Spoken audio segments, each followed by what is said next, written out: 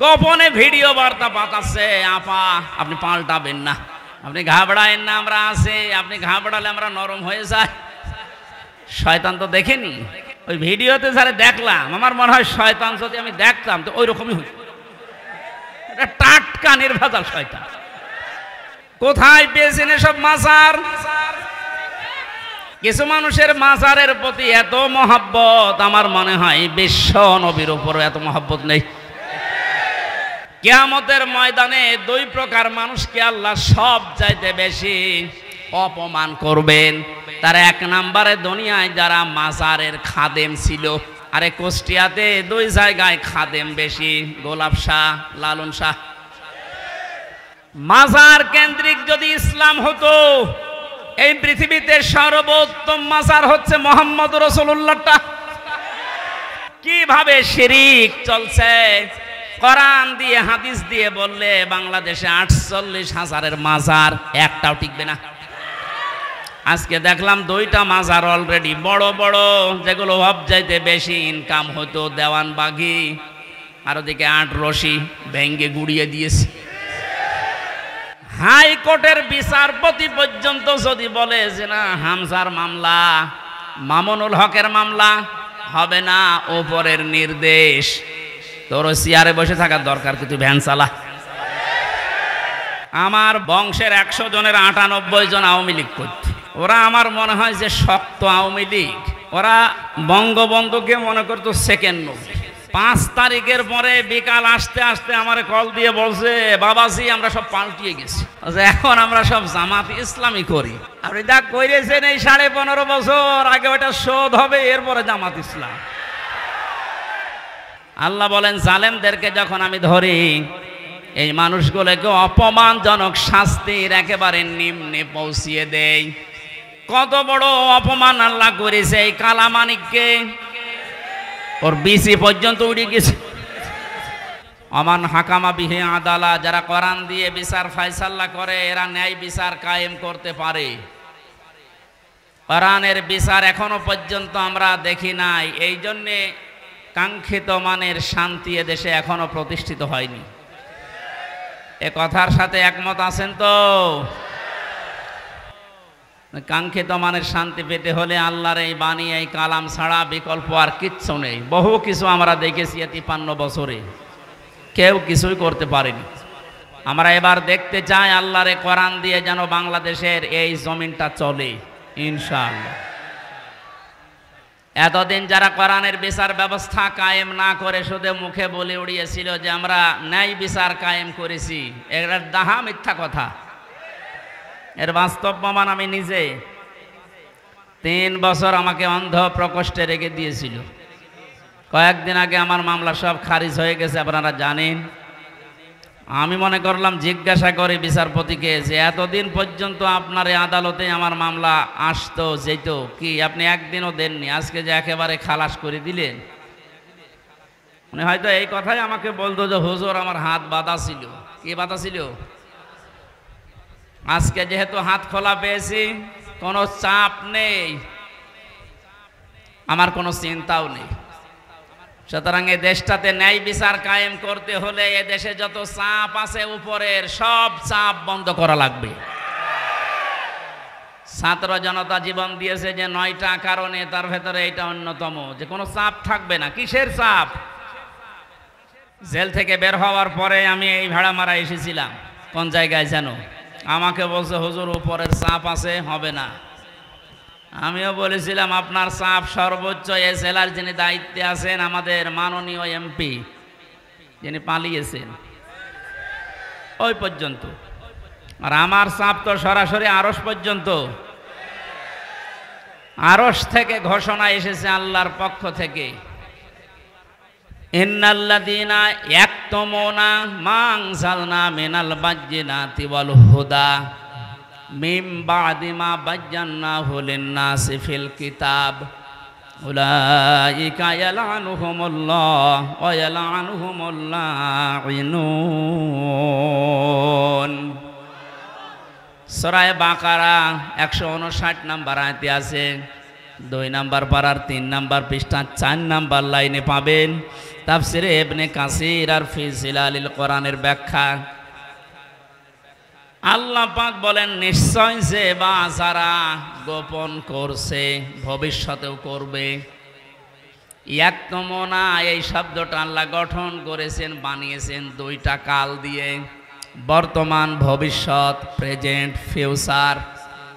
তার মানে এখন যারা আমরা গোপন করছে, ভবিষ্যৎ বলতে কিয়ামত পর্যন্ত আমরা যারা এই কোরআনের কথা জানার পরেও গোপন করে রাখবো। আল্লাহ পাক বলেন এই মানুষগুলোর ওপরে আমি আল্লাহ নিজে না, আমার যত সৃষ্টি জগৎ আছে সবাই এর জন্য লানত দেয়, বরদোয়া করে। আপনি কোরআনের কথা প্রচার করতে আসতে গেলে বলতেন উপরের চাপ আছে, আপনার চাপ খুব বেশি হলো এই পর্যন্ত, তা আমাকে যিনি চাপ দিয়েছেন তিনি আমার মালিক, এমন কড়া কথা জানিয়েছেন। কোরআন জানার পরে যদি কেউ গোপন করে রাখে, এর সঠিক কথাগুলো হক কথাগুলো না বলে, শুধু আল্লাহ নিজে না যত সৃষ্টি আছে সব তার জন্য বরদোয়া করে। বলেন নাউজুবিল্লাহ। আমার এই আয়াতটা ব্যাখ্যা সহ পড়ার পরে মনে হয়েছে এদেশে লক্ষ কোটি মানুষেরা এখন আল্লাহর বরদোয়ার ভেতরে আছে। ইয়াতের ব্যাখ্যায় আমি হাদিস পেয়েছি, বিশ্ব নবী জানিয়েছেন বাল্লিগু আন্নি ওয়ালাউ আয়া। নবীজি কিন্তু বাল্লিগ দেননি। কুষ্টিয়াবাসী এখানে আমার মনে হয় অনেক আলেম এসেছে, দুই পাশে বসে আছে, স্টেজে আছে। বাল্লিগু বহু বচন দিয়েছেন। এ বাল্লিগুর ভেতরে হামসা যেমন আছে, অধ্যাপক শহীদুল ইসলাম নেই। আসতে বলেন। আজকের আলম সাহেব নেই। এ পৃথিবীতে যে আল্লাহ বলে একজন আছে স্বীকার করে, সেই এই বাল্লিগুর ভেতরে শামিল। তোমরা প্রচার করো সবাই মিলে, আন্নি আমার পক্ষ হতে, ওয়ালাউ আয়া যদি একটা আয়াত তোমাদের জানা থাকে। প্রাণ প্রিয় কুষ্টিয়াবাসী, আপনাদেরকে আমি বাঁচাতে চাই। কোরআনের চোখ লাগিয়ে দেখতে পাচ্ছি এই হাদিসটা কিয়ামতে আমাদের বিরুদ্ধে যাবে।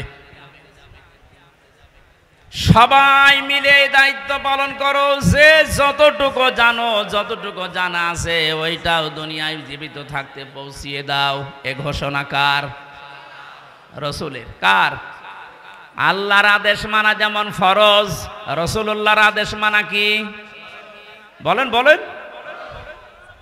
নবীজির আদেশ মানাও ফরজ, কারণ তাকে আল্লাহ শারে বানিয়েছেন, শরীয়ত প্রণেতা। তিনি যদি হ্যাঁ বলতেন তামাম দুনিয়ার মানুষের জন্য ওটা হালাল, যদি না বলতেন তামাম দুনিয়ার মানুষের জন্য ওটা হারাম হয়ে যেত। এত বড় পাওয়ার দিয়েছিলেন আল্লাহ পাক নবীকে, পৃথিবী থেকে শুধু পা তুললে আসমানে চলে যেতেন। নবীজি একবার হাতের আঙ্গুল এভাবে ইশারা দিয়েছিলেন, তার সম্মানে আল্লাহ আকাশের চাঁদ পর্যন্ত দুই টুকরা করে দিয়েছেন। বলেন আলহামদুলিল্লাহ। এত বড় পাওয়ার যে নবীকে দিলেন, তার কথা ছিল সবাই মিলে পৌঁছাবা, কেউ যেন বাকি থাকবা না। একটা আয়াত যদি তোমার জানা থাকে ওইটাও জীবিত থাকতে পৌঁছিয়ে দাও আমার উম্মতদের কাছে। বিদায় হজের ভাষণের সময় নবীজির সামনে মাত্র 1,14,000 কম বেশি এরকম সাহাবী ছিল। নবীজি জানিয়েছিলেন আজকে যারা উপস্থিত আছো, যে মানুষগুলো আমার সামনে নেই, কিয়ামত পর্যন্ত দুনিয়ায় যারা আসবে, আজকের এই 27টা পয়েন্টের কথাগুলো সব মানুষের কাছে পৌঁছিয়ে দেবে। সেই দায়িত্বর ভেতরে আমার যেমন, আপনি যতটুকু জানেন আপনারও ওই রকম। এটা ফরজ মনে করে যদি আজ আমরা সবাই এই দায়িত্বটা নামাজের মতো পালন করতাম, যে যতটুকু জানি আমি প্রচার করব, বাংলাদেশে কোরআনের অনুষ্ঠানে কেউ বাধা দেওয়ার সাহস পেত না। কে বাধা দিত তখন? সবার দায়িত্ব এইটা। হামসার হয়তো একটু আয়ত্ত বেশি আসে কোরআনে, এজন্য বেশি প্রচার করবে। আপনি কিছু না হলেও কিছু তো জানেন। আপনি যদি জানেন যে কুল হু আল্লাহু আহাদ, এইটাই প্রচার করা আপনার নামাজের মতো ফরজ। এ পর্যন্ত বোঝাতে পেরেছি। কথা বলেন না কেন? আজকে থেকে দায়িত্ব শুধু আলেমদের। বলেন, যে যতটুকু জানেন ওইটাই প্রচার করবেন, তাহলে এই দেশে কেউ আর কোরআন প্রচারে বাধা দেওয়ার সাহস দেখাবে না ইনশাআল্লাহ। আমরা আল্লাহ এবং তার সৃষ্টি জগতের বরদোয়া থেকে, গজব থেকে, লানত থেকে বেঁচে থাকতে পারবো। পক্ষান্তরে অপর পৃষ্ঠায় আল্লাহ জানিয়েছেন, কোরআনে কারিমের জ্ঞান থাকার পরে যদি কোনো মানুষ দুনিয়ার কোনো স্বার্থ পেয়ে সিদ্ধির কারণে গোপন করে রাখে, আমান আযলামু মিম্মান কাতামা শাহাদাতান ইনদাহু মিনাল্লাহ ইলা আখিরি আয়া। সূরা বাকারা প্রথম নাম্বার পারার 20 নাম্বার পৃষ্ঠার 13 নাম্বার লাইনের 140 নাম্বার আয়াতের প্রথম অংশে আছে। এটাই ইবনে কাসিরে পাবেন। আমি ব্যাখ্যা সহ বলতে গেলে অনেক সময় লাগবে, এই জন্য সামারাইজ করে করে শেষ করছি। আযলাম দিয়েছেন আল্লাহ, এটা সুপারলেটিভ ডিগ্রি বলা হয় ইংরেজিতে। এর চাইতে ভয়ঙ্কর শব্দ আর নেই আরবিতে। আল্লাহ বলেন, পৃথিবীর বড় জালেম দেখতে চাও? এই পৃথিবীতে সবচাইতে বড় জালেম আল্লাহর কাছে ওই লোকটা যার কাছে কোরআনের জ্ঞান থাকার পরেও দুনিয়ার কোনো স্বার্থ পেয়ে গোপন করে রাখে। আর আমার তো মনে হয় বাংলাদেশে এই চরিত্রের মানুষ বেশি। এ জেলায় নেই, এখানে হাত তোলেন তো। আপনি আল্লাহর ভাষায় বড় জালেম হয়ে উঠবেন কিয়ামতে। আমি সেদিন মিরপুরে জালেমের ব্যাখ্যায় বলেছিলাম, জালেম এই শব্দটা এত ঘৃণিত আল্লাহর কাছে, আল্লাহ নিজে জালেমদের বিরুদ্ধে মামলা দায়ের করবে। কুষ্টিয়াবাসী, সূরা শূরা 42 নম্বর আয়াতের প্রথম অংশ, ইন্নামাল মুমিনুনাস সাবিলু আলাল্লাযিনা ইয়াযলিমুনান নাস। আল্লাহ পাক বলেন, অবশ্যই আমি নিজে মামলা দেব, নিজে কেস করব, অভিযোগ দায়ের করব তাদের বিরুদ্ধে যারা এই দুনিয়াতে মানুষ হয়ে মানুষের উপরে অত্যাচার করছে এবং করবে। আল্লাহ ইয়াজলিমুন আল মুসলিমুনা দেননি যে মুসলমানদের উপরে শুধু অত্যাচার করে তারা আমার মামলার আসামি না। ইয়াজলিমুন আন নাস, পৃথিবীতে যে কোনো ধর্ম অনুসরণ করতেই পারে, কিন্তু তো মানুষ ও কি মানুষের উপরে যারা জুলুম করছে ভবিষ্যতেও করবে। কেন ভবিষ্যৎ দিলেন? আল্লাহ জালিম না দিয়ে ইয়াজলিমুন দিলেন কেন? পৃথিবীতে এখনো অনেকে জুলুম করছে, এমনকি এই পৃথিবীতে অনেকে এখনো টার্গেট নিয়ে আছে ভবিষ্যতে জুলুম করবে। এটা আমি বেশি বলে ফেললাম। অনেকে যে জুলুম করবে তার ভাবসাব দেখে বোঝা যাচ্ছে। জালেমরা তো পালিয়েছে। জালেমের পরে 5 তারিখ থেকে আজকের এই 9 তারিখ, এই 1 মাস 4 দিনে আমরা অনেককেই জুলুমের সাথে জড়িত হতে দেখে ফেলেছি। এখন যদি আপনি জুলুম শুরু করেন, থালা হাতে পেলে কি করবেন? সুতরাং আপনি থামেন। যারা জুলুম করছেন তাদের সর্বোচ্চ নেতা বারবার ওখান থেকে ভিডিও বার্তা পাঠাচ্ছে যে থামেন।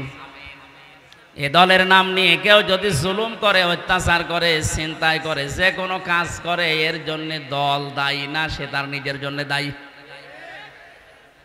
এদেশের মানুষ কন্যা নামে যিনি পরিচিত ছিলেন, আমরা দেখেছিলাম বাতাস একটু ঘুরে গেছে তখন ভিডিও বার্তা দিয়েছে, ছাত্রলীগ এটা আওয়ামী লীগের কোনো অঙ্গ সংগঠন না।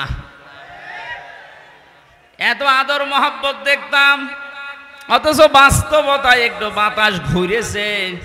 তাই যদি এই পরিচয় দিয়ে ওরা আমাদের দলের কেউ না, অঙ্গ সংগঠন না, যিনি অলরেডি এখন ঘোষণা দিতেই আছে প্রতিদিন কিছু মানুষের কাজ কারবার দেখে, এরপরও যদি আপনি সংশোধন না হন, আপনারও কপালে জালেমদের মতো আগুন লাগবে। আমি আর নিচে নামলাম না। এই আয়াত দিয়ে যেটা শিক্ষা দিতে চাই, কুষ্টিয়াবাসী 64 জেলার ভেতরে কুষ্টিয়া আমার কাছে প্রিয়, কারণ এখানে আমার জন্ম। সব জেলার চাইতে আপনাদেরকে বেশি ভালোবাসে একটু, কারণ এখানে আপনাদের সাথে আমার সম্পর্ক একটু বেশি। কথা বলেন ঠিক কিনা? আশা করছি আপনি বুঝেছেন। জালেমরা কিন্তু হামজার টার্গেট না, জালেমরা টার্গেট আল্লাহর। সুতরাং 15.5 বছরে যিনি জুলুম করেছেন, আমি 11টা ফেরেশতা দেখেছি। প্রথমে যেটা দিয়ে শুরু হয়েছিল মিডিয়ার 950 উপরে আমার সাথে জেলখানায় 3টা বছর অনেককে দেখেছি। দীর্ঘ শ্বাস যখন ফেলতো ডাক দিয়ে বলতো, হামজা ভাই আর 1 মাস পরে রিটায়ার্ড হয়ে যাব, অথচ 14 বছর জেলে আছি, কিচ্ছু জানি না। আপনি এই শ্বাসটা কিভাবে নষ্ট করবেন? মাজলুম যদি কোনো কথা মুখ দিয়ে একবার বের করে ফেলে, আল্লাহর নবী জানিয়েছেন, ইত্তাকি দাওয়াতাল মাজলুম ফাইন্নাহা বাইনাহা লাইসা বাইনাহু ওয়া বাইনাল্লাহি হিজাব। মুসলিম শরীফের হাদিস। নবীজিকে দিয়ে আল্লাহ বলাচ্ছেন, নবী আপনি বলেন, হে পৃথিবীর মানুষেরা যা করো করো, কিন্তু মাজলুমের বরদুয়া থেকে নিজেকে বাঁচিয়ে রাখবা। কারণ মাজলুম যদি এরকম কোন শব্দ বের করে ফেলে, ওটা সঙ্গে সঙ্গে আরশে চলে যায়। কত মাজলুমের চোখের পানি জেলখানার অন্ধপ্রকোষ্ঠে পড়ছে। এ পৃথিবীতে দেখলাম এই বাংলাদেশ নামে একটা দেশ, এখানে 1628 জন মানুষ এই চেয়ারে বসে দায়িত্ব পালন করছে। মেন যারা, বাস্তবে দেখেছিলাম এই 1628 জনের ভেতরে 1627 জনের হাত বাঁধা, একজনের হাত খোলা ছিল। একজনের হাত খোলা ছিল আবু সাইদের। হ্যাঁ,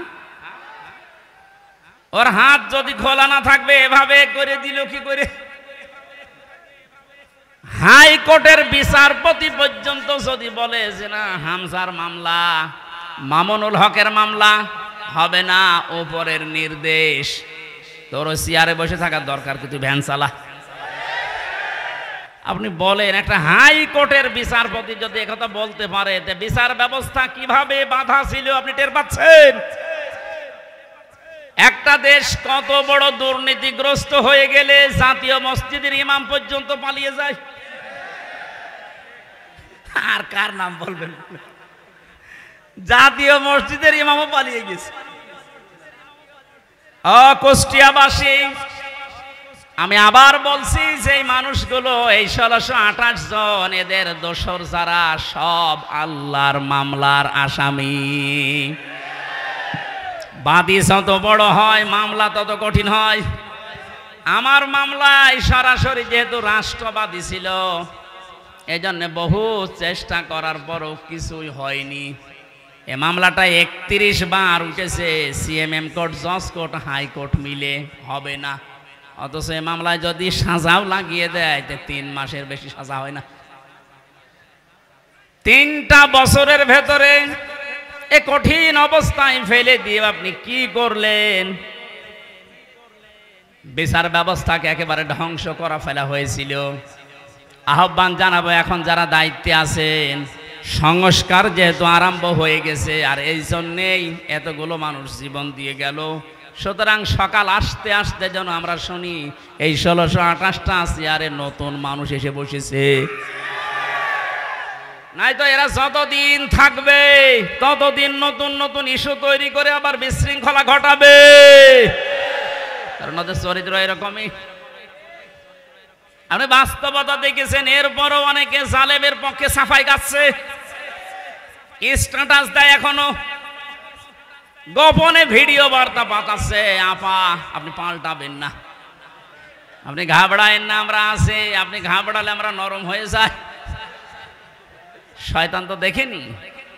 ওই ভিডিওতে যারা দেখলাম, আমার মনে হয় শয়তান যদি আমি দেখতাম তো ওই রকমই হইত। এটা টাটকা নির্ভেজাল শয়তান। তো জানা শোনার পরে জালেমের পক্ষে সাফাই গায়, জালেমকে সাহস দেয়। নবীজি জানিয়েছেন, তিরমিজি শরীফের হাদিস, কেউ যদি জেনে শুনে জালেমকে সাপোর্ট দেয়, তার পক্ষ নেয়, তাকে ভালোবাসে, সহযোগিতা করে, ও নবীর উম্মত থেকে বের হয়ে যায়। সুতরাং আপনি নবীর উম্মত থাকবেন না বের হয়ে যাবেন, এখন সিদ্ধান্ত নিন। যেহেতু জালেমদের প্রতি বরদোয়া, জালেমদের প্রতি মামলা কার? ছোটখাটো জালেম যারা আছেন এখনই তওবা করে ফিরে আসেন। আমার বংশ, আমার বাড়িতে এই যে এবি থানা, আগে সদর থানায় ছিল, এখন ইবি থানা, হালসা, হালসা না ডাবিরা ভিটা, বংশের 100 জনের 98 জন আওয়ামী লীগ করত। ওরা আমার মনে হয় যে শক্ত আওয়ামী লীগ, ওরা বঙ্গবন্ধুকে মনে করতো সেকেন্ড নবী। 5 তারিখের পরে বিকাল আসতে আসতে আমার কল দিয়ে বলছে, বাবাজি আমরা সব পাল্টিয়ে গেছি। পাল্টিয়ে গেছে মানে এখন আমরা সব জামাত ইসলামী করি। কিসের জামাত? আপনি যা করেছেন এই 15.5 বছর আগে ওটা শোধ হবে, এরপরে জামাত ইসলাম না। তারপরেও এরা যা সেকেন্ডে পাল্টিয়েছে, চলিয়েছে। এই জন্য যারা ছোটখাটো জালেম আছেন, হালকা পাতলা, আপনারা আশা করছে ফিরে আসবেন, নয়তো মৃত্যুর গড়গড়ানি শুরু হলে জালেমদের কিন্তু আর কালেমাও নসিব হবে না। বেঈমান হয়ে আবাদান আবাদান চিরকালের জন্য জাহান্নামে থাকা লাগবে। কথা বলেন ঠিক কিনা? অন্তত অন্য জেলায় যাই হোক, আমার এই জেলা জাহান্নামে যাবে, আর আমি সারা দেশে আমি ঘর ছেয়ে বেড়াই, আর আমার ঘরের খড় নেই। না, এটা করা যাবে না। আমি আহ্বান জানাচ্ছি, আপনাদের বিবেককে কাজে লাগাবেন। জালেমদের পক্ষে আমরা কোনোদিন ছিলাম না, ইনশাল্লাহ সামনে কিয়ামত পর্যন্ত এই বাংলাদেশে জালেমদের পক্ষে আমরা থাকবো না ইনশাল্লাহ। কোরআনে কারিমের অনুষ্ঠানে যেহেতু এসেছি, কোরআন কিভাবে মানুষের কাছে উপস্থাপন করা লাগে এ ধরন আল্লাহ শিখিয়েছেন কোরআনে। ওইভাবে বলবো নাকি মন মতো বলবো? কোরআনে কারিম কিভাবে আপনি মানুষের সামনে উপস্থাপন করবেন, বর্ণনা দেবেন, 1500 বছর আগে আল্লাহ পাক ওটা আমাদেরকে শিখিয়েছেন। কিতাবুন উনজিলা ইলাইকা ফালা ইয়াকুন ফি সাদরিকা হারাজুম মিনহু লিতুনযিরা বিহি ওয়া যিকরা লিল মুমিনিন। বলেন আল্লাহু আকবার। সূরা আরাফ 8 নম্বর পারা 10 নম্বর পৃষ্ঠার 1 নম্বর লাইনের 2 নম্বর আয়াত। এটা তাফসিরে ফি জিলালিল কোরআনে ব্যাখ্যা আছে, সাইয়্যিদ কুতুব লিখেছেন। আল্লাহ পাক বলেন, নবী এই যে একখানা কিতাব, এটা আপনাকে আমি দিলাম, এটা যখন মানুষের সামনে আপনি বর্ণনা দেবেন, ব্যাখ্যা করবেন, তাফসির করে শোনাবেন, 2টা বিষয় খেয়াল করবেন। খারাজুম মিনহু লিতুনযিরা বিহি লিসাদরিকা, আপনার মনের ভেতরে যেন কোনো সন্দেহ, সংশয়, দ্বিধা, দ্বন্দ্ব, ভয়, ভীতি এগুলো আপনার মনে যেন না ধরে। ওয়া যিকরা লিল মুমিনিন, কোরআন এই দেশে, এই পৃথিবীতে মুমিনদের জন্য উপদেশ। এই আয়াতের ভেতরে হারাজন শব্দের ব্যাখ্যাটা ইম্পর্টেন্ট। এদিকে তাক। আবহমান কাল থেকে এমন এমন নিয়ম নীতি মানুষ ইবাদত মনে করে পালন করে আসছে, যেটা আসলে ইসলামে নেই, কোরআনে নেই, হাদিসে নেই, কিন্তু মানুষ ইসলাম মনে করে পালন করে আসে। আপনি কোরআনের ব্যাখ্যা দিলে ওইগুলো টিকবে না, তখন ওই মানুষগুলো আপনার প্রতি মন খারাপ করবে। এর বাস্তব প্রমাণ এই যে মাজার আছে না, কিসার মাজার যেন, সে যেসাই হোক, কোথায় পেয়েছেন এসব মাজার? কিছু মানুষের মাজারের প্রতি এত মহব্বত, আমার মনে হয় বিশ্ব নবীর উপরও এত মহব্বত নেই। কিয়ামতের ময়দানে 2 প্রকার মানুষকে আল্লাহ সব চাইতে বেশি অপমান করবেন।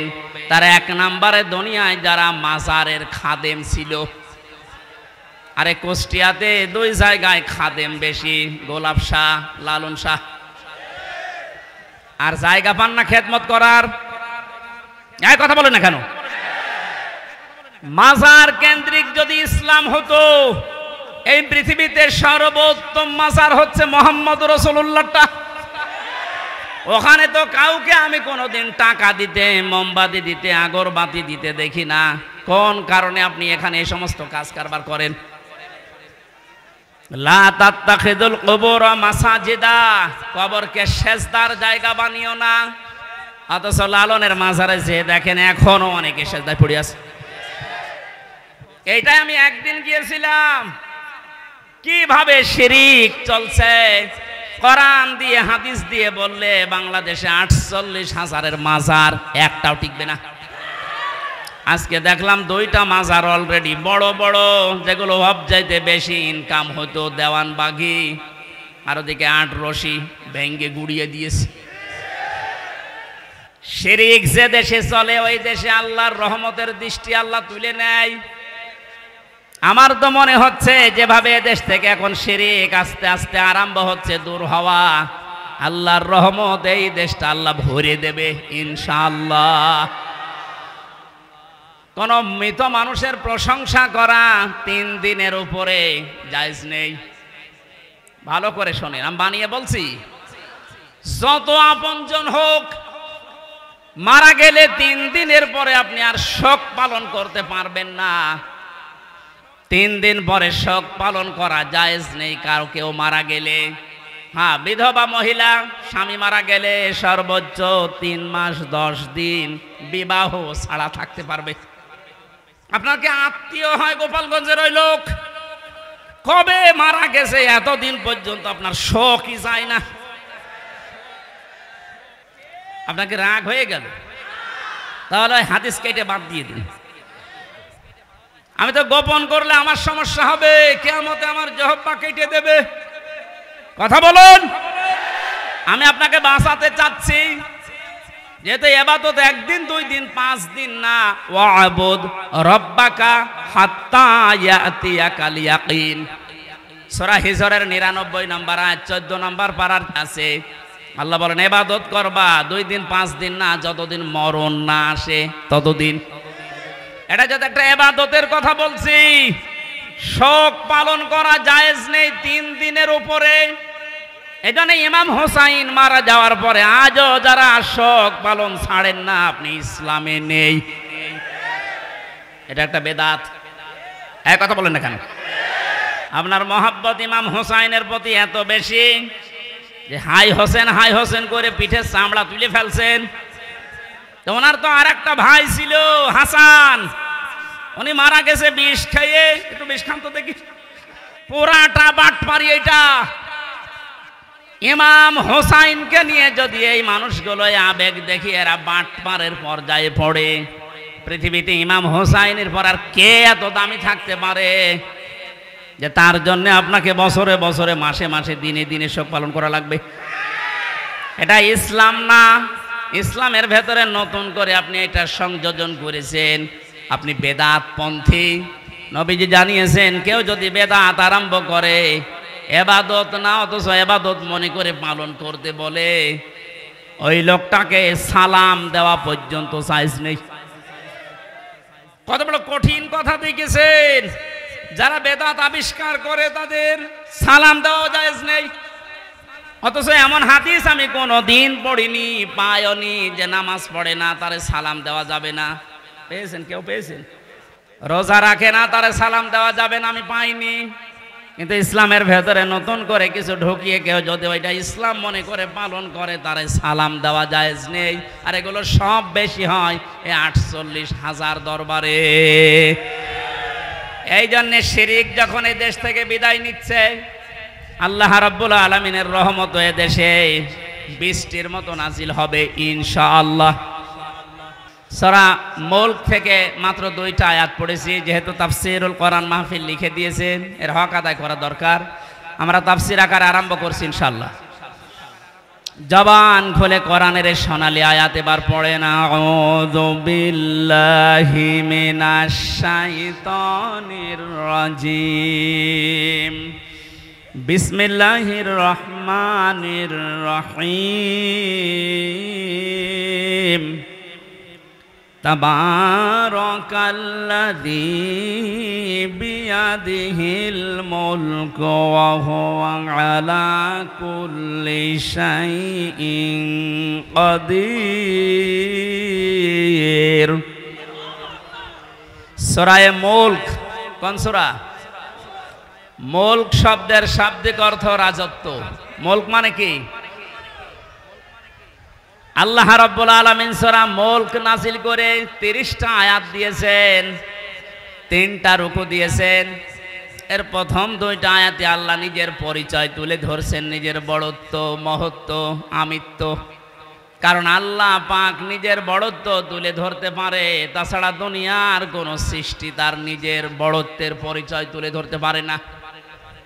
এই গুণটা শুধুমাত্র আল্লাহর। কারণ অহংকার করা, বড়ত্ব করা এটা আল্লাহর চাদর, ইজার।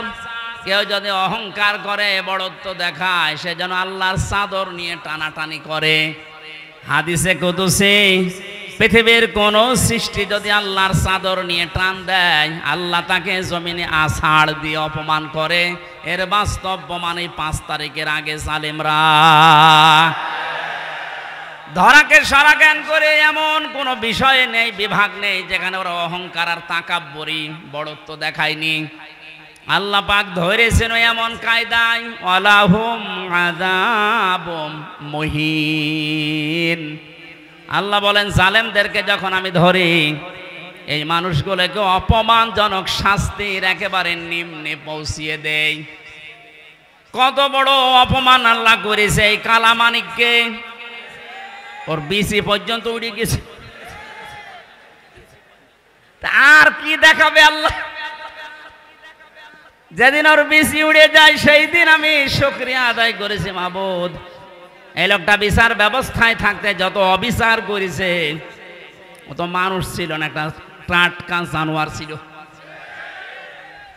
ওর কারণে যত মানুষ বিনা কারণে দুনিয়া থেকে বিদায় নিয়েছে, মরণের আগে ওই রকম কঠিন শাস্তি ওরে তুমি দিও। একটা দিন যাচ্ছে ওর শাস্তির মাত্রা বাড়ছে। এখন হাসপাতালের বেডে দেখেন পড়ে আছে, বিসি যেহেতু নেই, বাকি জিনিসগুলোর অবস্থাও মনে হয় নড়বড়ে। কথা বলে না কেন? জালেমদেরকে আল্লাহ এভাবে ধরে, মরতে দেরি হবে জালেমদের। কোরআনে কারীম জানাচ্ছে, লাহুম মিন জাহান্নামা মিহাদু ওয়া মিন ফাওকিহিম গাওয়াশ ওয়া কাযালিকা নাজিজিজ জালিমিন। সূরা আরাফের 41 নম্বর আয়াত। আল্লাহ পাক বলেন এই মানুষগুলোকে, হে নবী আপনি যখনই কবরে রাখবেন এই জালেমদের, ওদের কবরের উপরে আমি আল্লাহ জাহান্নামের আগুনের পোশাক দিয়ে দেব, বিছানাটাও হয়ে যাবে জাহান্নামের আগুনের। কারণ এইভাবে করে আমি জালেমদেরকে একটার পরে একটা শাস্তি দিতে থাকি। এজন্যে আল্লাহর যে বিষয়টা সাজে, বড়ত্ব করা, অহংকার করা, এটা যেন কিয়ামতের আগে কেউ করবেন না। তাহলে আষাঢ় দেবে কে? আরো জোরে বলেন কে? আল্লাহ আষাঢ় দিতে পারে না? পারে না? বলেন। আরো দেখবেন কি আষাঢ় দেবে আপনাকে। আর 5 তারিখের আগেও আপনার যে দাপট ছিল, 5 তারিখে বিকাল 5টা বাজতে আল্লাহ একেবারে মাটির সাথে মিশিয়ে দিয়েছে। ওনার বাড়ি দেখতে গিয়েছিলাম, সে দেখি ইট খুলে নিয়ে মানুষ চলে যাচ্ছে। ওর পরের দিন 6 তারিখে আমার অনুষ্ঠান ছিল ঝিনাইদহ। শুনলাম ওখানে এক জালেমকে উলঙ্গ করে পিটিয়ে মেরে টাঙিয়ে রেখেছে। একটা মানুষের উপরে কত ঘৃণা জন্মালে লাশ পর্যন্ত পিটিয়ে টাঙিয়ে রাখতে পারে বলেন তো? এই জন্য এমন কোন জীবন যেন আমরা গঠন না করি যে পৃথিবীর কেউ কোনো আফসোস করে না আমি মারা গেলে। ফামা বাকাত আলাইহিমুস সামাউ ওয়াল আরদু ওয়া মা কানু মুনজারিন। এই পৃথিবীতে এমনও মানুষ বিদায় নেয়, তার জন্য আকাশও কাঁদে না, জমিনও কাঁদে না, ইন্না লিল্লাহ কেউ পড়ে না। আমাদের জীবন আমরা এভাবে তৈরি করব না। আল্লাহ এই জন্য বড়ত্বের কথা দিয়ে আরম্ভ করলেন, তাবারাকাল্লাযী বিয়াদিহিল মুলক। আল্লাহ বলেন বড়ত্ব বরকতময়, সম্পদশালী, শক্তিশালী, সব কিছু আমি আল্লাহর কুদরতি হাতের ভেতরে। ওয়া আলা কুল্লি শাইইন কাদির, সব কিছুর উপরে একচ্ছত্র ক্ষমতা আমি আল্লাহর, আর কারণে এ বিশ্বাসটা যার ভেতরে যত বেশি জন্ম নেবে সে তত বেশি বিনয়ী হবে, আর এই বিশ্বাস যার ভেতরে যত বেশি কম থাকবে ওই মানুষগুলো তত উগ্র হবে। কথা বলেন ঠিক কিনা? আল্লাহ আমাদের এই বিশ্বাসটা যেন হযরত ওমরের মতো ভরপুর করে দেন, বলেন আমিন। তাবারাকা শব্দটা দিয়ে আল্লাহ আরম্ভ করলেন কেন? মানুষ যে সমস্ত বিষয়ে আল্লাহকে দোষ দিতে পারে, সমস্ত দুর্বলতা, অক্ষমতা, দোষ, যত রকমের আয়েব আছে সব থেকে আমার আল্লাহ নিজে মুক্ত, পবিত্র। এজন্য তাবারাকা দিয়ে তিনি আরম্ভ করেছেন আয়াতটা। আল্লাহ নিজের পরিচয়, বড়ত্বের কথাগুলো মানুষকে শোনাচ্ছিলেন, হঠাৎ করে আলোচনার ধরন পাল্টিয়ে ফেলেছেন। এবার আল্লাহ আরম্ভ করলেন মানুষের জীবন সংক্রান্ত বিষয় নিয়ে। আল্লাযী খালাকাল মাউতা ওয়াল হায়াতা লিয়াবলুয়াকুম আইয়ুকুম আহসানু আমালা ওয়া হুয়াল আজিজুল গফুর। রব্বুল আলামিন বলেন তিনি সে আল্লাহ এতক্ষণ যার বড়ত্বের, মহত্বের, বিশালত্বের কথা শুনছিলে, যেটা বলে কোনোদিন কিয়ামতের আগে আর শেষ করা যাবে না। এত বড় আল্লাহ, সব দিকে তার ক্ষমতা আছে, চলছে, চলবে ইলা ইয়াউমিল কিয়ামা, কিয়ামত পর্যন্ত। এবার আল্লাহ আস্তে করে আলোচনার ধরন পাল্টিয়ে তিনি বললেন তিনি সে আল্লাহ যিনি তোমাদের মউত আর হায়াত বানিয়েছেন, যেন তিনি পরীক্ষা করতে পারেন তোমাদেরকে, তোমাদের ভেতরে কে সবচাইতে বেশি ভালো কাজ করে তার কাছে যেতে পারে। ওয়াল আজিজুল গফুর, তিনি হচ্ছেন আজিজ এবং গফুর। এই ছিল বাংলা অর্থ। এবার আসেন আমরা ব্যাখ্যার দিকে যাচ্ছি। আল্লাহ বানিয়েছেন সর্বপ্রথম মানুষের মউত, তারপরে হায়াত। আল্লাহ হায়াত না বলে আগে মউতের কথা কেন দিলেন? মুফাসসির লিখেছেন তাফসিরে, মানুষকে আল্লাহ এটা স্মরণ করাতে চেয়েছেন, পৃথিবীর মানুষেরা তুমি যত উপরে ওঠো না কেন এ কথা সব সময় মনে করবা, স্মরণ রাখবা যে তোমার মরা লাগবে। এজন্য আল্লাযী খালাকাল মাউতা দিয়েছেন। 2 নম্বরে ওয়াল হায়াতা, তোমাদের হায়াত আমি আল্লাহ বানিয়েছি। তাফসিরে মুফাসসির দিয়েছেন হায়াত প্রধানত 5 প্রকার। কয় প্রকার? 1 নম্বরে আমরা একটা হায়াতে ছিলাম, আলমে আরো আর হায়াতে, এই জগতে আমরা বসবাস করেছি। ওখান থেকে আল্লাহ আমাদেরকে পাঠিয়েছেন আলমে বুতুন, মায়ের পেটের জগতে। এরপরে আমাদেরকে এখানে দিয়েছেন আলমে দুনিয়া, এই পৃথিবীর জগতে। এরপরে আরেকটা জায়গায় নিয়ে যাবেন আলমে বারসাখ, কবরের জগতে। এরপরে সর্বশেষ একটা জগৎ আরম্ভ হচ্ছে, শুরু হবে, শেষ হবে না, আলমে আখিরাত। তাহলে মউত আল্লাহ আগে দিয়েছেন স্মরণ করাতে যে বান্দা চাই করো মরা লাগবে। হায়াত আল্লাহ 5 প্রকার বানিয়ে 2টা আমাদের থেকে বিদায় নিয়েছে, সামনে 2টা আছে, আমরা মাঝখানেরটায় আছি। এখান থেকে বোঝা যায় সামনে পেছনে যেহেতু 2টা চলে গেছে, সামনের 2টা হায়াত আমাদের কাছে মাস্ট বি, বারজাখ আর আখিরাত আসবে। কথা বলেন ঠিক কিনা? যেহেতু মাসেরটাই আছে, এ জগতের কাজ হচ্ছে লিয়াবলুয়াকুম, তিনি তোমাদেরকে পরীক্ষা করতে চান।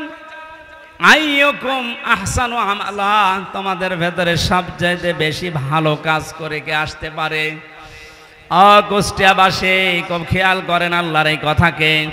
তিনি কিন্তু বেশি বেশি কাজ চাননি, তিনি চেয়েছিলেন ভালো কাজ।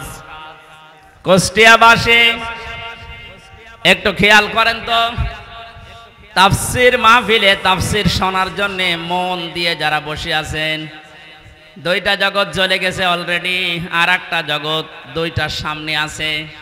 মাঝখানেরটায় আল্লাহ যেটা দিলেন আহসানু আমালা, আল্লাহ বেশি কাজ চান না, তাহলে আকসারু আমালা দিতেন।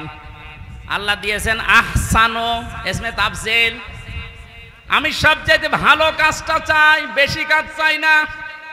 বাস্তবে আয়াতের পুরা উল্টা। এই 15.5 বছরে আপনি দেখেছেন বহু কাজের হাতে দিয়েছে, কিন্তু কাজগুলো ভালো হয়নি।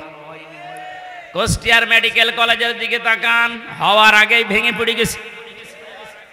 এটা বানিয়ে বললাম।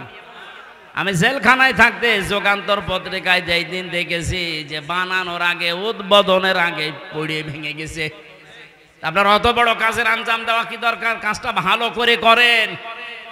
আল্লাহ বেশি কাজ চান না। আল্লাহ কি চান? আরো জোরে বলেন। কাজটা ভালো হওয়ার জন্য 2টা শর্ত। 1 নম্বরে দেখা লাগবে ওর ভেতর আল্লাহর বিধান আছে কিনা।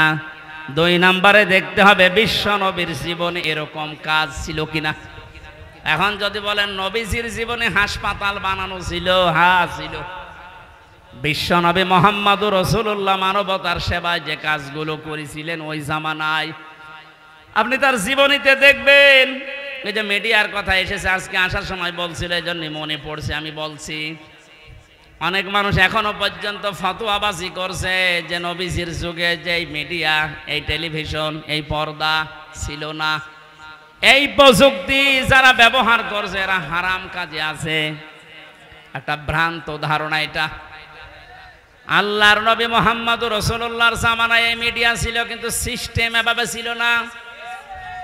আপনি সিরাত ইবনে হিশাম দেখেন, সিরাত বিশ্বকোষ দেখেন, আর রাহিকুল মাখতুমের ভেতরে আছে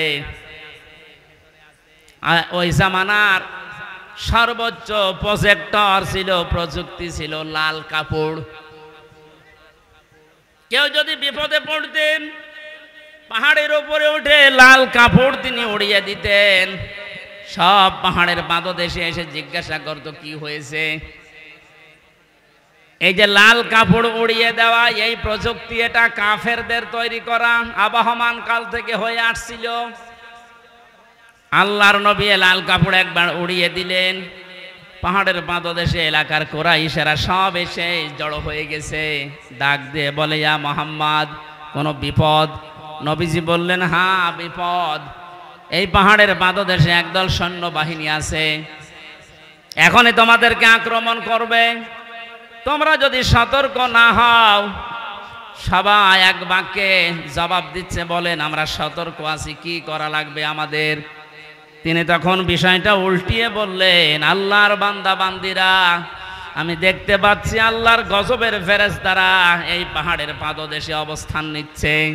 তোমরা যদি আল্লাহর একত্ববাদ স্বীকার করে কালেমার স্বীকৃতি না দাও, এই মুহূর্তে তারা তোমাদের আক্রমণ করবে। কেউ কোনো কথা বলে নাই। নবীজির আপন চাচা আবু লাহাব সামনে একটা পাথর ছিল, ওটা হাত দিয়ে তুলে নবীজির দিকে যখন নিক্ষেপ করেছিল, ওর মুখ দিয়ে বের হয়েছিল, তাব্বা আলাকা আলিহাদা জামাতানা ইয়া মুহাম্মদ। হে মোহাম্মদ, তুই এই কথা বলার জন্য আমাদেরকে এক জায়গায় করলি, তুই ধ্বংস হয়ে যা। বলেন নাউজুবিল্লাহ। এই যে ঘটনাটা 1 মিনিটে বললাম, আমি কি শিক্ষা পেলাম এখান থেকে? এই যে লাল কাপড় উড়িয়ে দেওয়া, এটা কাফেরদের তৈরি প্রযুক্তি। কথা বলেন না কেন? নবীজি যে এটা ব্যবহার করেছিলাম ইসলাম প্রচার করার জন্য না ইসলাম ধ্বংস করার জন্য? আজ এই মিডিয়াগুলো যদি ইসলাম প্রচারের জন্য ব্যবহার করা হয় 100 ভাগ জায়েজ।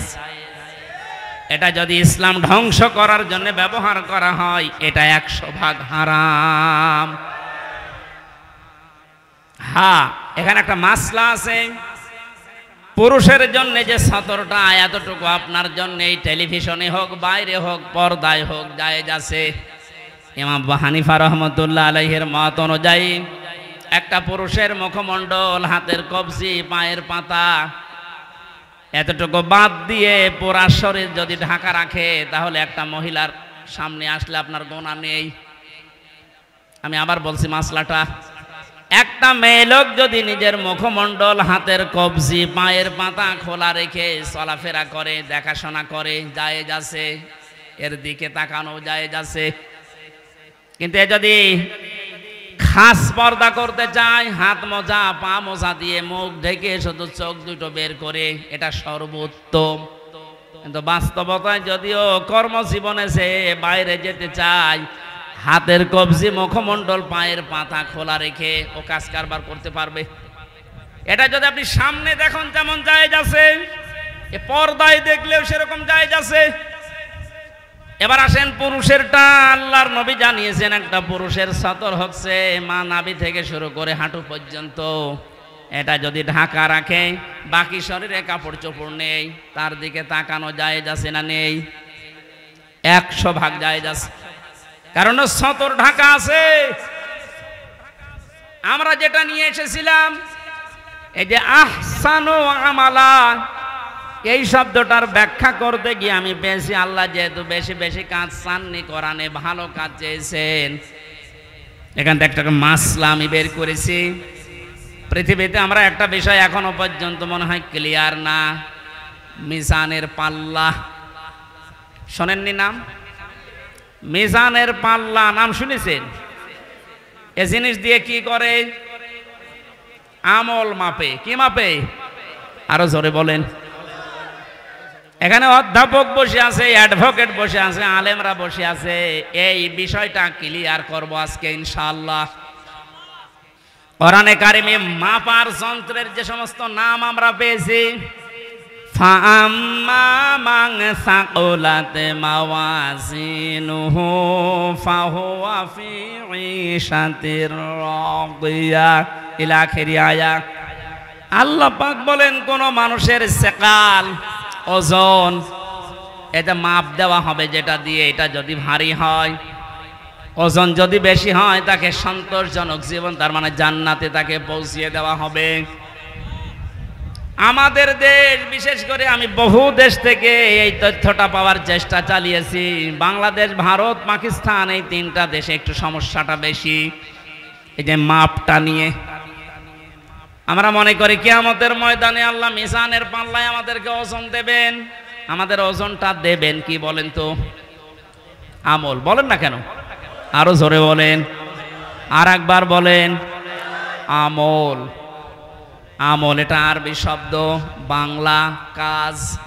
আমল মানে কি এ পর্যন্ত বুঝেছেন কিনা বলেন? আমল মানে কি? আরো জোরে বলেন। এবার আমার প্রশ্ন অধ্যাপক সাহেবের কাছে, পৃথিবীর প্রতিটি জিনিস পরিমাপ করার জন্য আলাদা আলাদা যন্ত্র আছে। আমি যদি বলি স্যার এই স্টেজটা একটু মেপে দেন, এটা দাড়ি পাল্লায় তুলে দেবে। কি দিয়ে মাপবে? ফিতা দিয়ে। বলেন বলেন।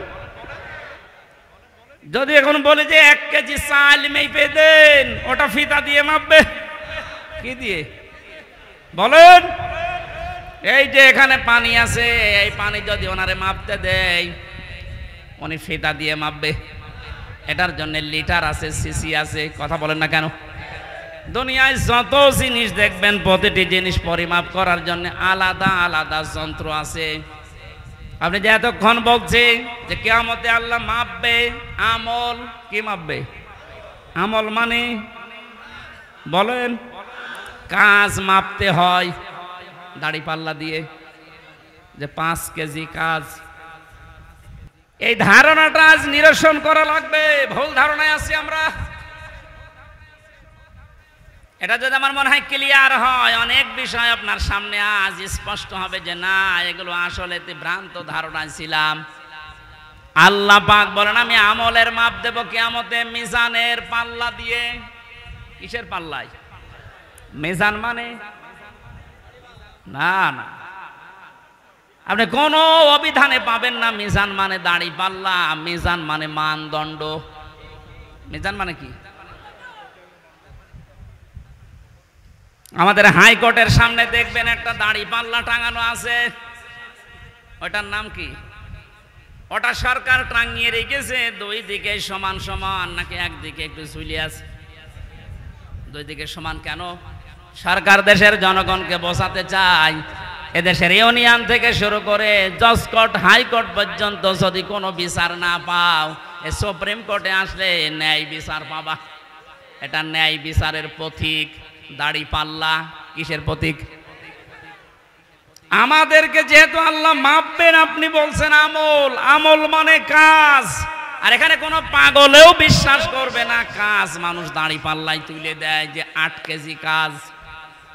এ কথা বলে না কেন? কাজ মাপার জন্য আলাদা কোনো যন্ত্র আছে? কাজ মাপে মানুষ কি দিয়ে? সে মানদণ্ডটা কি? সিসি দিয়ে মাপে না, লিটার দিয়ে মাপে না, ফিতা দিয়ে মাপে না, গজ দিয়ে মাপে না, কেজি দিয়ে মাপে না। কাজ মাপতে হলে লাগে গুরুত্ব। কি লাগে? কাজ মাপতে হলে গুরুত্ব লাগে। এ কাজটা গুরুত্বপূর্ণ এবং গুরুত্বহীন। যতগুলো ইবাদত আল্লাহ দিয়েছেন 550-র উপরে ইবাদত আমি পেয়েছি। প্রতিটি ইবাদতের ভেতরে কিছু গুরুত্বপূর্ণ জিনিস আছে, আর কিছু ইবাদতে গুরুত্বহীন জিনিস আছে। এই যে আজকের এই প্যান্ডেলটা, এটার গুরুত্বপূর্ণ বিষয় হচ্ছে খুঁটি আরে সামিয়ানা। কথা বলছেন না কেন? এখানে গুরুত্বহীন অনেক জিনিস আছে।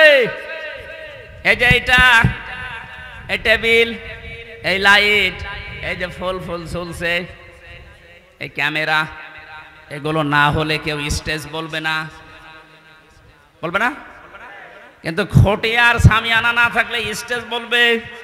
তাহলে এখানে দুইটা গুরুত্বপূর্ণ জিনিস পেয়েছি, আর গুরুত্বহীন জিনিস আরো 7-8টা পেয়েছি। কথা বলেন ঠিক কিনা? আল্লাহ পাক কোরআনে কারিমে যেগুলো গুরুত্বপূর্ণ দিয়েছেন, ওগুলোর একটাও যদি আপনি না মানেন, বিশ্বাস না করেন, গুরুত্বহীন যত কাজ করেছেন ওগুলো যদি দুনিয়া ভর্তি করা হয়, দাড়ি পাল্লা, মানদণ্ড, গুরুত্ব শহীদুল ইসলাম আদায় করেছে, একটা আদায় করেনি। ওনার নামাজের সওয়াব হবে 12টা। 13টা ফরজের যদি একটা বাদ দিয়েছে, উনি যদি বলেন না আমি তো 12টা আদায় করেছি, অন্তত 12টা সওয়াব দেন, হবে? কি হবে? 0, শূন্য, কিচ্ছু হবে না। এটা যেমন মেনে নিলেন যে হ্যাঁ এটা ঠিক আছে, আপনার বাস্তবতার সাথে কিন্তু এটা মিলছে না। না, আমি 12টা আদায় করলাম, একটা করি নাই, আমার 12টা সওয়াব দেন। আপনি এখানে জোর করতে পারবেন আল্লাহর সাথে? বলেন। কারণ গুরুত্বপূর্ণ জিনিস, খুঁটি না থাকলেও এটা স্টেজ না, এ সামিয়ানা না থাকলেও স্টেজ না। হ্যাঁ, ওয়াজিব আছে, যেটা যদি কেউ ভুল করে 1-2টা, তাহলে তারা জরিমানা দেওয়া লাগে, সসেজদা দেওয়া লাগে, এটা দিলে আবার পূর্ণ হয়ে যায়। কিন্তু যেটা খুঁটি আর সামিয়ানা, এটা যদি আপনার জীবনে না থাকে, কেউ এটাকে স্টেজ বলবে না। কিন্তু 4 কাপ না থাকলে স্টেজ বলবে না, এটা না থাকলে স্টেজ বলবে না। কথা বোঝেন? এখান থেকে আপনি মাপেন। জীবনে গুরুত্বপূর্ণ কাজ আল্লাহ এই কোরআনে দিয়েছেন 500। একটা নামাজ, একটা রোজা, একটা হজ, একটা যাকাত, এভাবে 500টা আপনি একটা একটা করে কোরআন থেকে বের করেন। এর ভেতরে দেখবেন একটা আছে, এই পৃথিবীতে আল্লাহর দিন কায়েম করা লাগবে।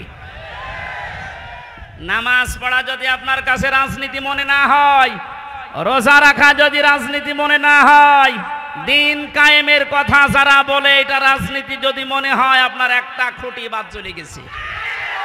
যান আপনি এবার মাপ দেন তো দেখি, আপনি কয়টা সওয়াব পান? আপনি আমল মাপতে এসেছেন, ও মনে করে মিজানের পাল্লা মানে দাড়ি পাল্লা, এদিকে 10 কেজি সওয়াব তুলে দেব, এদিকে 8 কেজি গোনা তুলে দেব, মাঝখান থেকে 2 কেজি বেশি। এক লোক আর শুনেছিল যে কোরবানির পশমে পশমে সওয়াব হয়, ওর সামর্থ্য ছিল না, গরু চুরি করে এনে কোরবানি করে। ইমাম সাহেব তাহাজ্জুদের নামাজ পড়তে বসে দেখছে গরু নিয়ে যাচ্ছে, এই কোথায় পেলি? ও চুরি করে নিয়ে যাচ্ছে। কি হবে? কোরবানি দেব। কোরবানি দেবে তাও চুরি করে। বেশি চিল্লাবেন না, আপনার ফতোয়ায় আমি পালন করছি। গত সময় আপনি বললেন যে কোরবানি দিলে এরকম এরকম সওয়াব হয়, প্রতি পশমে পশমে নাকি। আমার তো উপায় নেই, সামর্থ্য নেই, করব কি? সওয়াব থেকে বঞ্চিত হতে পারবো না, চুরি করে নিয়ে আসলাম গরু। কালকে সকালে কোরবানি জবাই করব। চুরি করলে গুনাহ হয় আমিও জানি, এই যে কোরবানি দেব সওয়াব হবে, পশমে পশমে নাকি হবে। সওয়াব আর গুনাহ যদি কাটাকাটি হয়ে যায়, মাঝখানে গোশত খাবো ফাও। বাংলাদেশে অনেক মানুষের চিন্তা চেতনা এখন এইরকম। 500টা ফরজ বিধান আমল এর 499টা করে, আর একটা কথা শুনলেই তখন জঙ্গি, জিহাদ, রাজাকার, উল্টাপাল্টা নাম দেয়। উনি যদি 12টা ফরজ আদায় করে একটা আদায় না করে সওয়াব না হয়, 0 হয়, 0 হয়, আপনার জীবনের আমল আল্লাহ যেদিন মাপ দেবে, গুরুত্বের ভিত্তিতে গুরুত্বপূর্ণ কাজ করেননি, গুরুত্বহীন কাজ করে ভরে রেখেছেন, আপনিও 0 হবেন, 0 হবেন। আল্লাহ ভালো কাজ দেখতে চেয়েছেন, আর ভালো কাজ এই 500-র উপরে দুনিয়ায় আর নেই। এখন যদি 500 আয়াতের ব্যাখ্যা ভালো কাজগুলো একটা একটা করে করা হয়, আমি যতগুলো ভালো কাজ দুনিয়ায় কোরআন থেকে বের করতে পেরেছি, একটা বই আছে, আমি জেলখানার ভেতরে, এটিএম আজহারুল ইসলাম সাহেব আমাকে পাঠিয়েছিল যে হামজা এটা পড়ো, খুব গুরুত্বপূর্ণ তথ্য এর ভেতরে আছে। সৌদি আরবের লেখক একজন, প্রোডাক্টিভ মুসলিম। এ বইটার ভেতরে ইংরেজিতে করা, আরবিতে করা ভার্সন দেওয়া আছে। পড়াটা পড়ে এই 3 বছরের ভেতরে 7-8 বার আমি শেষ করেছি। এখান থেকে যে তথ্যগুলো পেয়েছি তার অন্যতম এইটা, কোনো মানুষ যদি ভালো কাজ করতে চায়, কোরআনের উপরে দুনিয়ায় কোনো ভালো কাজ, আরো জোরে বলেন, আমান আমিলা বিহি উজিরা, যারা কোরআন দিয়ে কাজ করবে এদের কাজের পুরস্কার আল্লাহ নিজে দেবেন। জোরে বলেন আল্লাহু আকবার। তাহলে নামাজ যেমন কোরআনে আছে, রোজা আছে, হজ আছে, যাকাত আছে, এই কোরআনে কারিমে আল্লাহর দিন কায়েমের কথাও আছে। এ কাজ যদি কেউ দুনিয়ার কাজ মনে করে ছেড়ে দেয়, আল্লাহ আহসান আমালার ব্যাখ্যায় আব্দুল্লাহ ইবনে মাসউদ, আব্দুল্লাহ ইবনে আব্বাস, রাইসুল মুফাসসিরিন বলা হয় যাদেরকে, এই মানুষগুলো ব্যাখ্যায় লিখেছেন, আমরা যেমন বুঝেছি ভালো কাজ, আমাদের চাইতে কোরআনে কারিম থেকে ভালো কাজ বেশি বুঝেছিল সাহাবীরা। কথা বলেন না কেন? হযরতে মুআজ মুআজ্জের দিকে তাকিয়েছেন, মাত্র 11 বছর 13 বছর, তারা কিন্তু আহসান ও আমালা বুঝেছিল যে ভালো কাজ কোনটা। আমরা মনে করি ভালো কাজ মানে জিকির করা, ভালো কাজ মানে দরবারে যাওয়া, ভালো কাজ মানে জুব্বা গায়ে দেওয়া, পাগড়ি মাথায় দেওয়া, দস্তরখানা বিছিয়ে খাবার খাওয়া, হ্যাঁ ভালো কাজ। কিন্তু সব চাইতে ভালো কাজ আল্লাহর কাছে কোনটা, এটা আমাদের চাইতে ভালো বুঝেছিল সাহাবীরা। এই বলেন না কেন? বলেন, আর একবার বলুন। তাকান তাদের দিকে, কি বুঝেছিল তারা? এতটুকু বয়সে আল্লাহর দিন কায়েমের জন্য নিজের হাঁটুর উপরে, পায়ের গোড়মোড়ের উপরে ভর করে উঁচা হয়েছে, যেন আমি জিহাদের ময়দান থেকে বাদ না পড়ি। তারা আল্লাহর দিন কায়েমের জন্য এত চেষ্টা চালিয়েছে যে এইটাই ভালো কাজ। আর আমরা এখান থেকে যত পেছোতে পারি, ফাঁকি দিতে পারি, তত নিজেকে ধন্য মনে করছি। আহুয়াল আজিজুল গফুর। আল্লাহ বলেন এই কাজ করলে 2টা নাম আমি ব্যবহার করলাম। তাহলে আমার আলোচনার বিষয় হচ্ছে পৃথিবীর যত ভালো কাজ আছে সব চাইতে আল্লাহর নিকটে ভালো কাজ হচ্ছে আল্লাহর জমিনে আল্লাহর এই বিধান পালন করা। কথা বলেন না কেন? এটা যতদিন পর্যন্ত রাষ্ট্রীয়ভাবে কায়েম করতে না পারবেন, ইচ্ছা করলেও আপনি ভালো কাজ করতে পারবেন না। এ কাজ করতে গিয়ে যদি ভুল ত্রুটি হয়ে যায়, কোনো দোষ ত্রুটি হয়ে যায়, আল্লাহ বলেন আমি আজিজুল গফুর, আমি তোর জন্য গফুর হয়ে দেখা দেব, অপরাধগুলো মাফ করে দেব। আর যদি ফাঁকি দেওয়ার চেষ্টা চালাও, মানুষকে ধোঁকা দিয়ে বোকা বানিয়ে, আমি আল্লাহকেও যদি ধোঁকা দিতে চাও, আমি কিন্তু আজিজ, পরাক্রমশালী। আমি ধরি না এমনিতেই, কিন্তু যদি ধরি ওরে আর ছাড়ি না। ভালো কাজ বলতে আল্লাহ যেটা বুঝিয়েছেন, রাসূল যেটা বুঝেছেন, সাহাবীরা যেটা পালন করেছেন, আমাকে সহ প্রত্যেককে আল্লাহ এই ভালো কাজে আঞ্জাম দেওয়ার তৌফিক দিন। বলেন আমিন। এখানে আসার পরে কয়েকটা মাসলা আমাকে জিজ্ঞাসা করেছে, হুজুর মসজিদের টাকা মেরে খাওয়া কি? এটা আবার ফতোয়া দেওয়া লাগবে? 2 নম্বর এলাকায় শুনলাম 30 বছরের আগে ছেলেদেরকে পিতারা বিয়ে দিতে চান না। 30 বছরের আগে যদি ও কোনো গুনার কাজে জড়িয়ে পড়ে, ও জেনা করলে, ব্যভিচার করলে, ওটা শুধু একা পাবে না, ফ্ল্যাক্সি লোড হয়ে বাবা মায়ের আমল নামায় আসবে। এ মনে হয় ধরা খেয়েছে। সম্মানিত ভাইরা, এটা করবেন না। রিস্কের দায়িত্ব আপনার হাতেও নেই, আপনার বোর হাতেও নেই। এর দায়িত্ব কার? আর ঘাড়ে সোয়াল তুলে দেন, দেখবেন রিস্কের ব্যবস্থা এমনি অটোমেটিক আল্লাহ করবে ইনশাআল্লাহ। এ ভরসা আল্লাহর উপরে আমাদের আছে না? এরকম গনার কাজে জড়াবেন না। বিয়েকে সহজ করে দেন, জেনাকে কঠিন করেন। এই কথা বলছেন না কেন?